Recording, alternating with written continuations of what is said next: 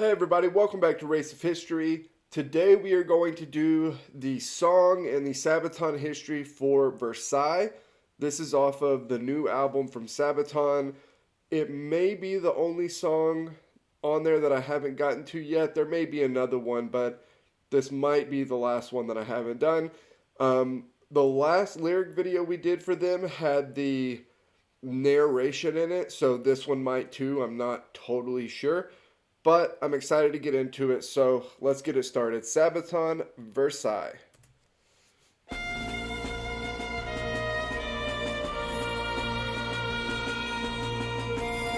The war had been raging and ravaging for 4 years, leaving millions of casualties from all sides. In the trenches of the front lines, people have asked the question, what is the price of peace? How many more must die?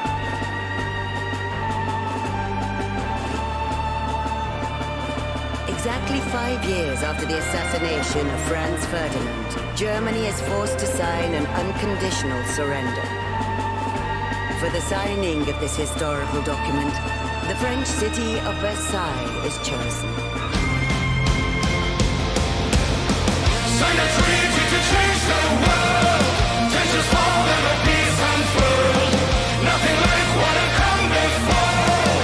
It's a deal, it's a treaty that will end the war. Sign a treaty to change the world.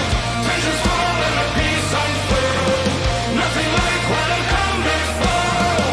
It's a deal, it's a treaty that will end the war. A fragile but hopeful peace falls upon the European continent. America returns to their shores, Russia tend to their own matters, and the British Empire disbands their colonial forces. Parades are being held in victorious countries. The war that would end all wars is over. But not everyone agrees. In the underground, something is growing in the dark. Because for some, the war never ended. War will never entirely die. It will evolve. It will change. And war will return. Sooner than we think. Yeah, so we covered a tick video a while back over some misconceptions about the Treaty of Versailles. There were people at the time who absolutely did not believe that this was a true peace, right? And you even had people like Woodrow Wilson, who I absolutely cannot stand. However, he thought that unless the peace was sort of just a ceasefire, that there was going to be so much resentment from the side that lost that it was going to lead to continued conflict. And that's really the whole issue of Versailles and why I feel like it gets a really bad rap as far as, it's given the blame for essentially starting World War II, right? And I think that can be overstated to some degree. However,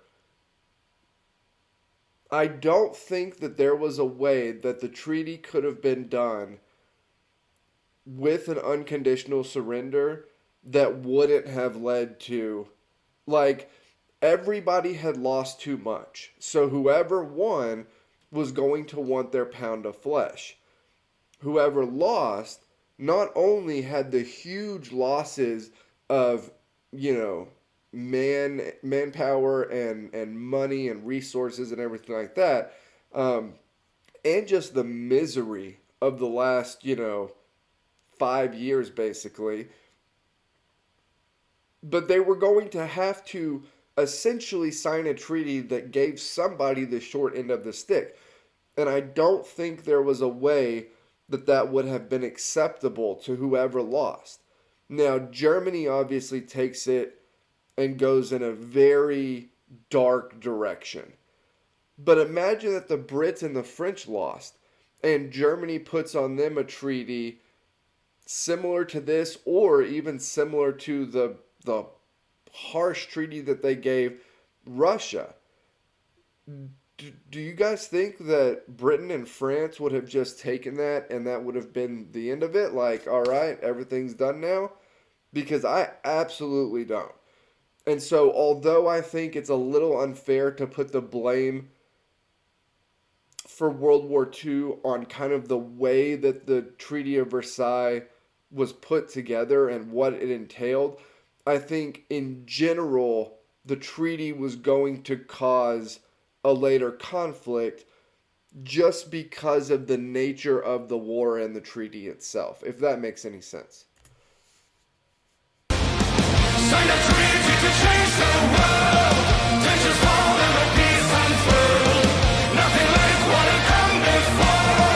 It's a deal, it's a treaty that will end the war. Sign a treaty to change the world. Tensions fall and the peace unfurled. Nothing like what had come before. It's a deal, it's a treaty that will end the war.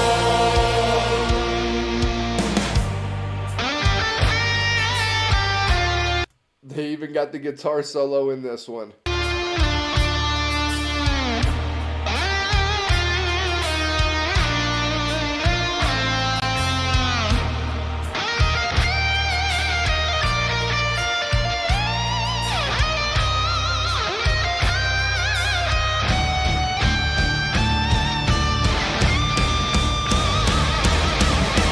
From a shock that would change the world. Tensions rise and our wars unfurled. Nothing like what had come before. It's the war that will end all war. From a shock that would change the world. Tensions rise and our wars unfurled. Nothing like what had come before. It's the war that will end all war. Will this war really end all wars? Can a war really end all war? Will this war bring another war? It's the war that will end all wars. Will this war really end all wars? Can a war really end all war? Will this war bring another war? It's the war that will end all wars. Will this war really end all wars? Can a war really end all war? Will this war bring another war? It's the war that will end all wars. Will this war really end all wars? Can a war really end all war? Will this war bring Okay, so that was the Sabaton song Versailles. This one was obviously a little bit different, but that's kind of the cool thing about Sabaton is all of the information they give, the unique ideas that they have.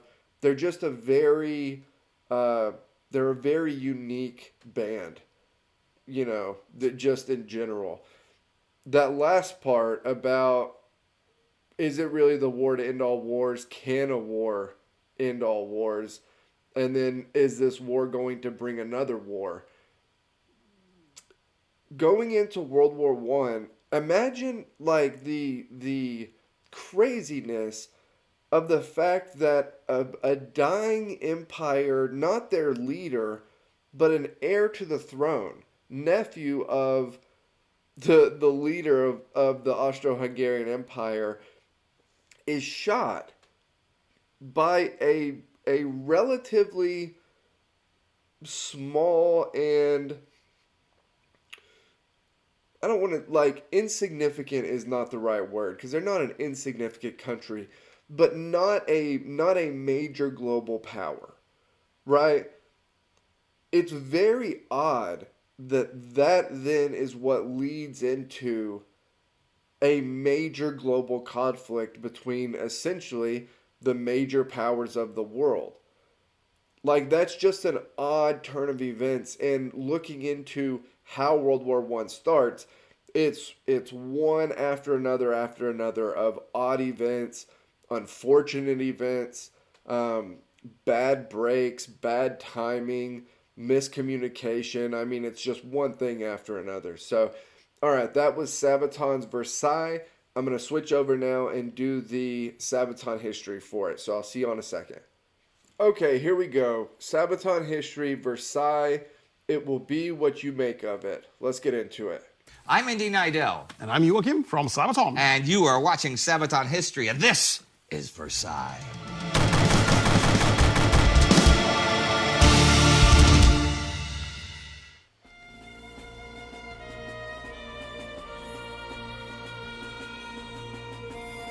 The war had been raging and ravaging for 4 years, leaving millions of casualties from all sides. In the trenches of the front lines, people have asked the question, what is the price of peace? How many more must die?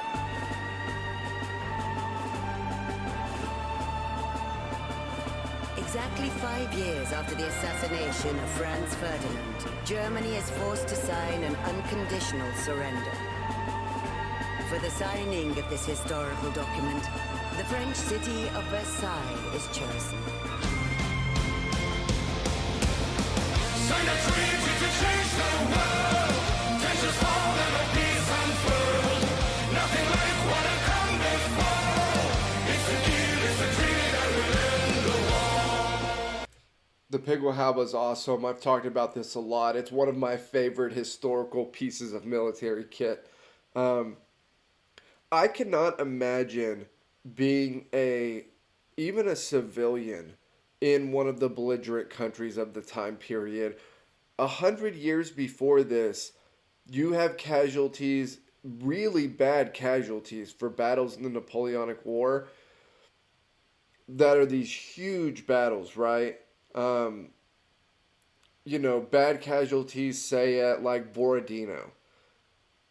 You have battles in this where, some of those huge battles in the Napoleonic War, one side loses that in a day here in some of these World War I battles. And this is what makes World War I particularly brutal and gruesome, is not only can you lose that amount of life in a day, but the front doesn't move.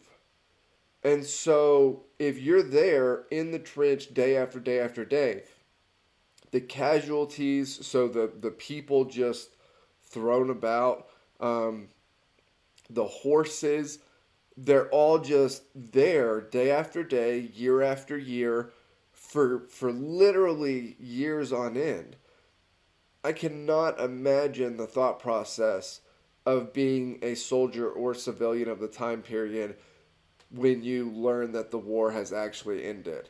Like, it really is just a crazy thought.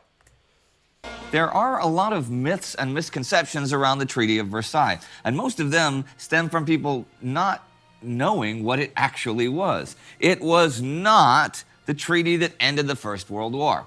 No. It was one of 5 treaties that did so, treaties signed with all of the Central Powers that arose out of the Paris Peace Conference that began in January 1919.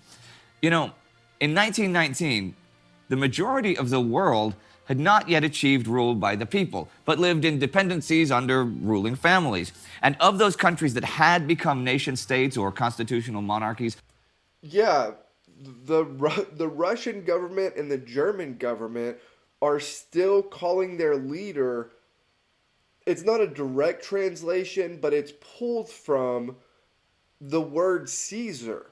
Imagine that. In the 1900s, a country calling their leader Caesar. Like, that is, that really was an old world dying with World War I. only 4 of them, New Zealand, Denmark, Finland, and Norway, were full democracies with universal suffrage. France and the USA, for example, were still not full-fledged democracies since women did not yet have the vote. People wanting a say in their nation's own destinies creates national and international conflicts. And this is a major topic of the Paris Peace Conference, which is held without the involvement of the defeated Central Powers. The Allies negotiate amongst themselves through the winter and the spring. The top representatives from first the Council of 10 and then the Big Four meet nearly 150 times to make decisions that the General Assembly then ratify. The minor nations can make recommendations, and some do become part of the various treaties. The Treaty of Versailles with Germany, signed June 28, 1919. The Treaty of Saint-Germain with Austria, signed September 10, 1919. The Treaty of Neuilly with Bulgaria, signed November 27, 1919. The Treaty of Trianon with Hungary is signed June 4, 1920. And the Treaty of Sèvres with the Ottoman Empire is signed August 10, 1920. David Stevenson writes, "The peace treaties were the preeminent political legacy of the conflict. The struggle to enforce them was the central issue in post-war international politics." More on that in a bit. A lot of nations are unsatisfied with the treaties. Italy suffered huge casualties in the war. How could you be, though? This is what I was talking about in regards to what everybody has lost in the war. The casualties are so massive. The loss of manpower, life, the loss of resources. Like, what possible treaty could make that worth it? Right? And so I don't think there is a way for everybody to be happy just because of the amount that everybody has lost. Obviously, with him referencing Italy, he's talking about a very specific reason why they're unhappy. But all in all, this is where I think the issue in these treaties comes from, is the war was so devastating. I just don't think there is a way around that. Nobody is really going to be satisfied with the end result. War, but does not get most of its major war goals, even though they won. Many of the French don't think the treaty is harsh enough on the losers. Japan neither gets all the territory in China they want, nor the clause on racial equality on which they have insisted. China feels betrayed, though, because Japan does get to keep Chinese territory, but China was an ally, too. King Faisal does not get a united Arabia, and he is caught up in a complicated system. That one is brutal. That one is brutal. Of colonial mandates between France and Britain. The British do promise him that he will get what he wants if he signs the Faisal-Weizmann Agreement, guaranteeing a Jewish state in Palestine as outlined in the Balfour Declaration. Long story for another day. For now, he signs, and he will await delivery on those promises. U.S. President Woodrow Wilson is interested in rebuilding the European economy. God, he's the worst. But he is more idealistic about free trade, self-determination, and mandates for former colonies. At the top of his list is creating a League of Nations to ensure world peace. Ironically, the U.S. Senate will refuse to ratify American membership in the League of Nations. Yep. So, in the end, what the president creates will go on without U.S. participation. Wilson also opposes any harsh treatment of Germany, but France and Britain override this. The Treaty of Versailles requires that Germany accept the responsibility of Germany and her allies for causing all the loss and damage of the war. This is the war guilt clause, which is in all of the treaties. But these are the general terms of the Treaty of Versailles. Germany must cede Alsace-Lorraine to France. They must recognize Czechoslovakia and Poland and give up land to them, as well as giving up colonial holdings in Africa and the Pacific, though those had already been lost during the actual war. By March 1920, the German army can number no more than 100,000 men. The general staff is dissolved, all arms trade banned, and limits are imposed on the manufacture of war material. The Navy is trimmed to just 15,000 men, and Germany is not allowed to have an air force at all. There will be reparations to pay, but it will take time to determine just how much. In the meantime, Germany is hit with a heavy fine to pay for Allied occupation costs. The war guilt clause, by the way, is the justification for the reparations. If you broke it, you fix it. A fragile but hopeful peace falls upon the European continent. America returns to their shores, Russia tend to their own matters, and the British Empire disbands their colonial forces. Parades are being held in victorious countries. The war that would end all wars is over. There's been a lot of talk about reparations, particularly about the German ones, though the other Central Powers had to pay them as well. The issue is often seen as one of fairness or unfairness, or about their effect on the German economy. The German economy does collapse post-war, and in the early 1920s, they do suffer from hyperinflation. But there's a way, way, way bigger culprit for that than any amount of reparations could ever be. Germany fought the entire war on credit. See, France and the US, for example, raised taxes to pay for the war. Germany did not. They took loans to finance the entire 4 years of the World War. Millions upon millions of marks of loans to pay for all the equipment and weapons and all the supplies and offensives made by millions and millions of soldiers. They took those loans because they did not consider the possibility of losing the war. And they thought they'd pay them back with the spoils when they won. But then they lost, and the loans were due to be repaid. And make no mistake, they did lose the war. In November 1918, Germany was last man standing of the Central Powers. Yeah, that's like a non-starter argument for me. That is the basis for the stab in the back theory, which is nonsense. Like, the whole theory is like almost like the ramblings of like some lunatic. So the idea that they didn't lose the war is literally the bedrock for that entire theory. They lost. Like that, I don't know, that's just such a weird argument to me. Like, of course, their allies were not great, right? They were the kind of last man standing, but it is what it is. They lost. The Western Front, the final active front, was collapsing, and several million soldiers from the Allied nations were marching unopposed up through the former Austro-Hungarian Empire towards Bavaria. The Central Powers lost the war. It was German Army Chief of Staff Paul von Hindenburg and Quartermaster General Erich Ludendorff, who had run a virtual military dictatorship of Germany in the later stages of the war, and who very well knew they had lost the war, who really spread the myth that Germany was stabbed in the back and defeated by elements at home, and not by their own military failure to defeat the enemy. Ludendorff actually was eventually the co-star in Adolf Hitler's failed beer hall push, and according to the movies, he was killed by Wonder Woman.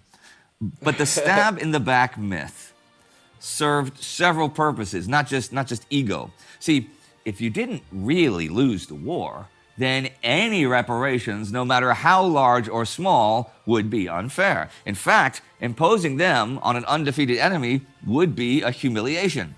It was this, of course, that became one of the rallying calls of the Nazis. And since modern Poland, for example, was created by the treaty, Hitler did not recognize the Polish border. See, and this is where, like I said, we did the tick video about the Treaty of Versailles. I disagreed with him on the war guilt clause. I felt like he was really, really, really splitting hairs on the war guilt clause not being about war guilt. However, the basis for the stab in the back isn't necessarily the war guilt clause. It's of the idea that Germany never lost.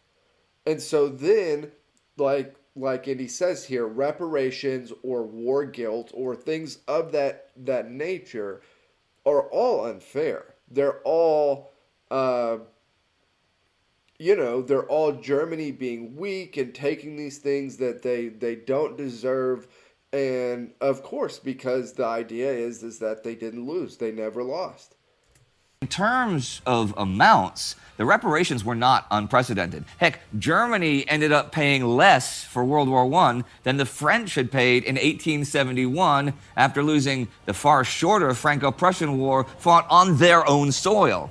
An awful lot of Frenchmen remembered that well in 1919, and many of those were at the Paris Conference.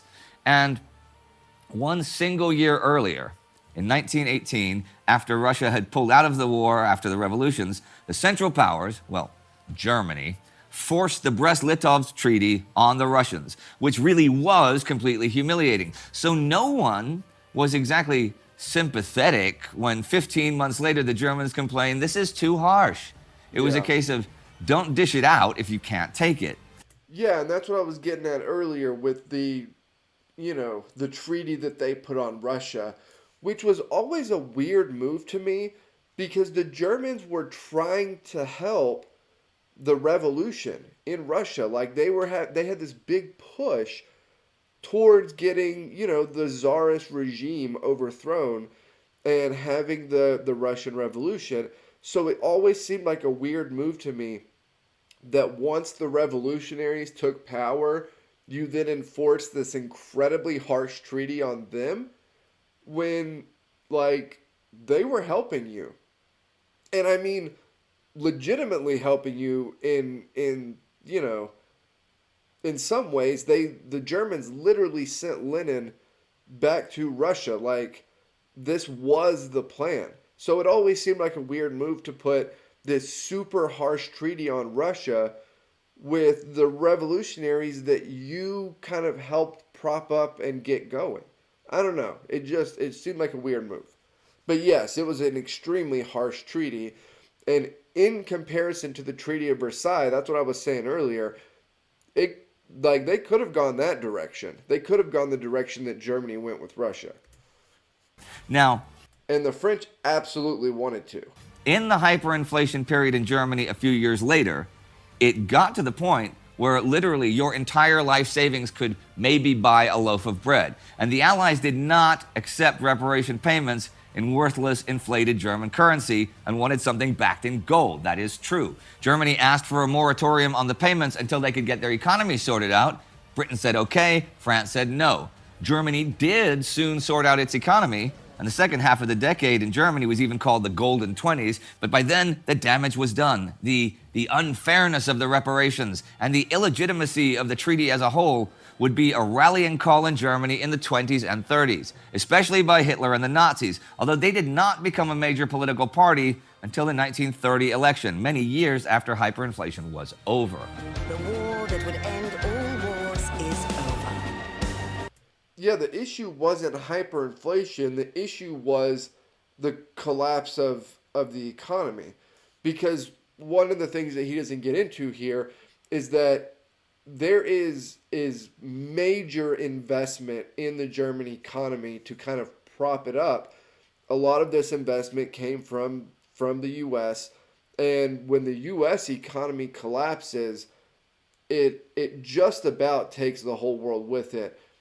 What's the phrase? Golly, I can't think of it.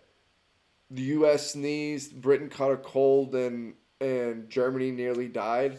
Like, it's that's not it, but it's something along those lines. But not everyone agrees.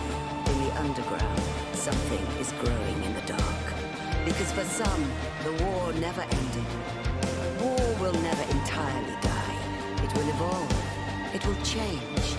And war will return. Sooner than we think. As for other nations' views on the subject, well, look at Belgium, who was neutral, but whom the Germans invaded with millions of men because it was on the way to France. Whoever's fault the war was. Real quick, I've had some people talk to me about how Sweden is actually neutral, how that's actually the right term for the last few hundred years, of what Sweden has done with foreign and domestic policy. They allow troops to march through in World War II. The war, starts off in World War One because German troops marched through Belgium. And the whole thing is the second that a German troop steps on Belgian soil, it's a violation of their neutrality. Like that's the whole argument behind it. So that's kind of like I said, I feel like Sweden was doing the best it could trying to keep its head above water with these major powers on both sides essentially, threatening to take over. But I just don't think neutrality is the right word. 95% of Belgium had been occupied for 4 years. It was stripped of its resources and its industry, and 120,000 Belgians had been deported to be workers in Germany. And those that remained certainly had no real civil liberties during occupation.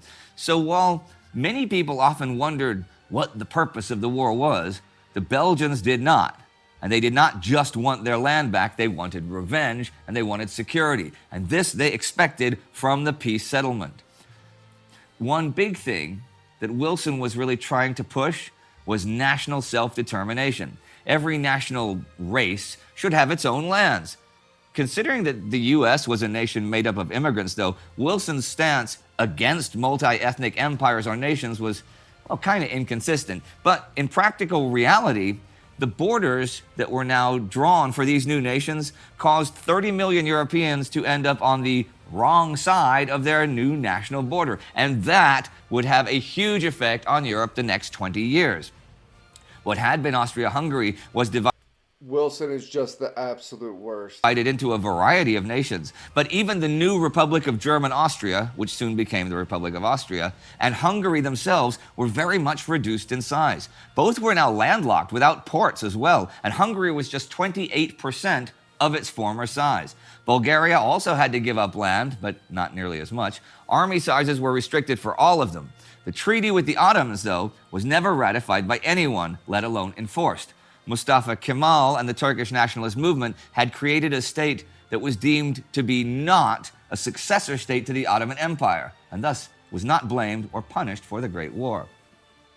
But signing a treaty and then enforcing its terms are two different things. I mean, it was pretty clear that the Germans weren't going to voluntarily comply with the Treaty of Versailles. So the Allies had to think about continuing military occupation or enforcement at a time when their soldiers desperately wanted just to go home and get on with their lives.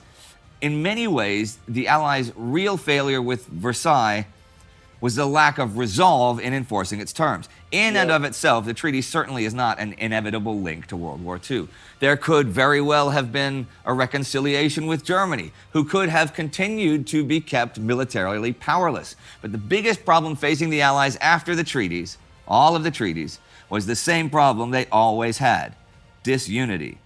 Heck, Russia and the Bolsheviks were unapproachable. Yeah, but there was no appetite for an occupation. Not for civilian populations, not for the militaries. I mean, a lot of the militaries almost had, like, mutinies during World War I. There is just no appetite for occupation. And that's why I say I don't think it's specific to Versailles. I think just the war was so bad that And of course, you weren't going to be able to enforce it because the war was so bad. There was just no appetite to continue an occupation. Everybody just wanted it over, right? They wanted it over. They wanted to move on. And that's why, the U.S. has like what we call the quote-unquote roaring 20s. Well, it's right after the end of World War I. It's just like a huge weight off of the shoulders of the world. And everybody just wants to get past it and move on. Like I said, though, the cost is so high that I think it's the circumstances dictate that it's just inevitable that another war's coming. After the Allies had bet and lost on the whites winning the Russian Civil War, Italy and Japan became unapproachable over time, and the U.S., France, and Britain stopped cooperating with each other simply because they had different long-term goals. And everyone has a selfish national perspective, too. Britain, for example, had gotten pretty much everything she wanted from the treaties. So if Italy or the US or whoever were unhappy, well, okay. What Georges Clemenceau told the French Parliament seems to me to be pretty true. The treaty will be what you make of it. And we know what people made of it. Hitler made a lot out of it. But if the reparations had been smaller or even non-existent, he would have still made a lot out of it. I'll end with one thing, though. People can twist and turn facts and events and reverse engineer things to claim that X caused Y. I mean, we've all seen that often enough in our lives. But there really is one way that the Treaty of Versailles did lead to World War II. It was not enforced. Had it been enforced in the 1930s, then Hitler's Germany would not have had the military force to attack anyone. But it was not enforced because no one in French or British command, no one could really believe that anyone who had gone through the hell of the First World War would ever want another. They were wrong.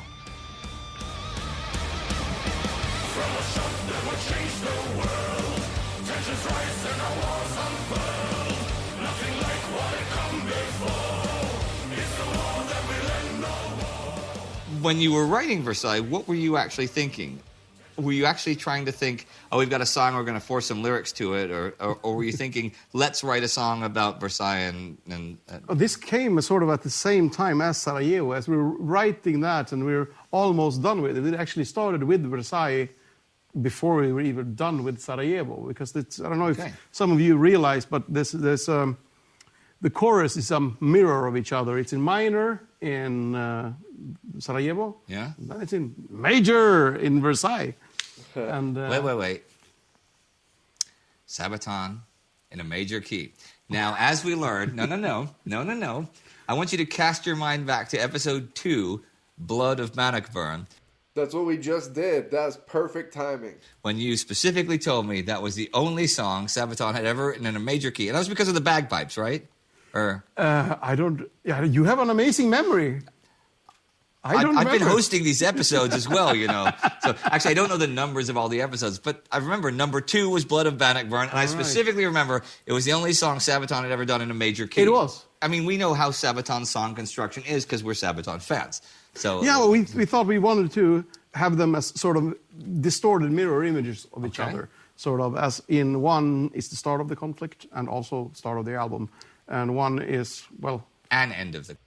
They're so good at stuff like this. This is what I was saying earlier about just how cool some of their ideas are. An end of the... one of the things leading to the end of the Yeah. conflicts.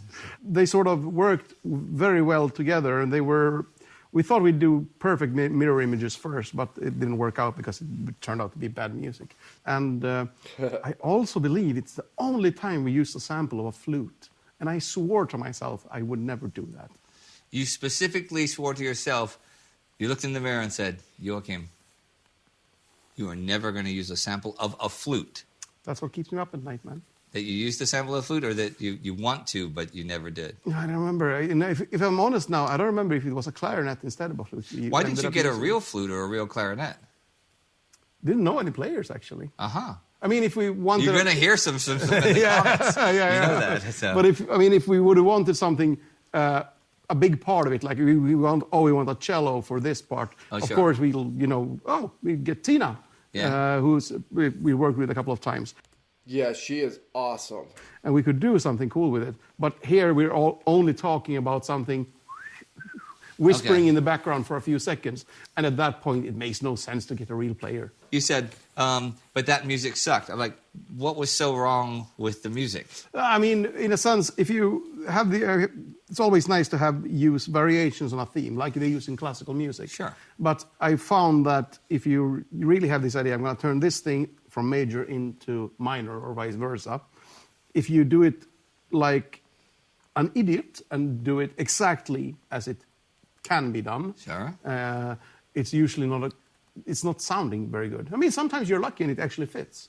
But in many cases, it's a variation where you actually allow a little bit of modulation or changes to happen, where you can get something good out of it. And it's really nice because, once again, sitting with Chris, and we are both really perfectionists. We can twist the smallest melodies around for hours and hours on end.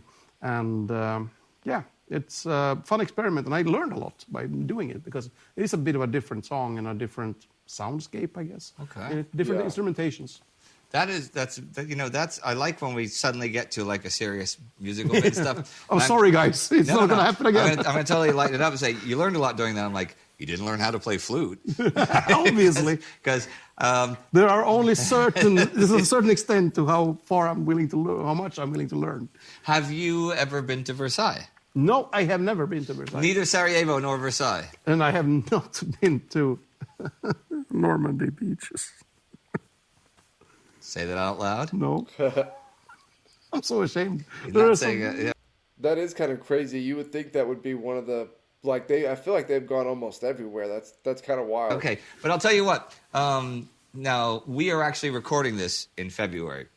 Now, in July, I will be filming, this is probably out by then, in the Normandy beaches doing stuff for the World War II channels, 24 hours of D-Day coverage. So we got to do all the live stuff and stuff.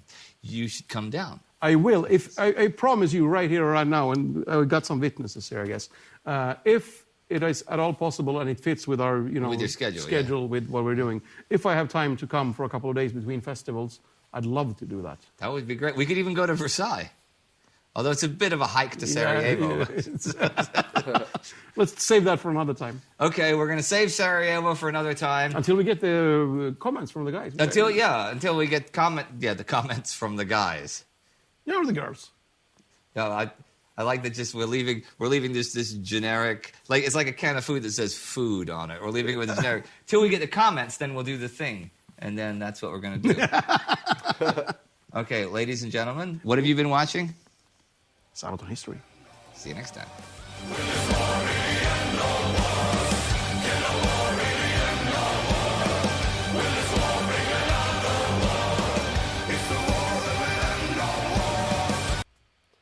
Okay, so that was Sabaton History for Versailles. That was another great one. They're good at this, and of course, Indy is just all about this stuff. So that was a good one. The next video out will be the next part of the Decemberist series, so I'm excited to do that one. As always, like, comment, subscribe. Help me keep building the channel over here. I'll put the Discord link in the description box down below, and I'll see you all next time.